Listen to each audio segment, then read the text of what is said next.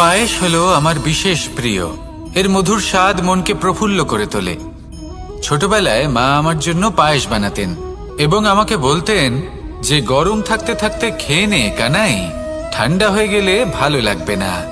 কিন্তু আমিও দুষ্টু ছিলাম, ঠান্ডা হওয়া পর্যন্ত অপেক্ষা করতাম, আর ঠান্ডা হয়ে যাওয়ার পরে মার কাছে যেতাম আর ওনাকে বলতাম যে মা, পায়েস তো ঠান্ডা হয়ে গেছে, এটা গরম করে দিন।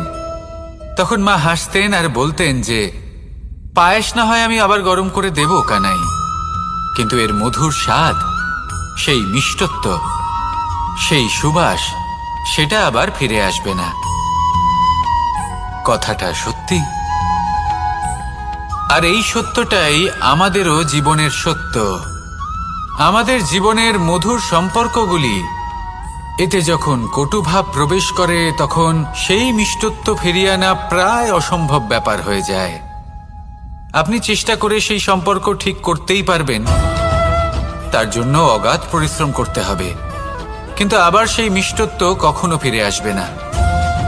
সেই জন্য আপনার জীবনের যে মধুর সম্পর্ক আছে, যতটা সম্ভব চেষ্টা করুন তাতে মিষ্টত্ব বজায় রাখতে।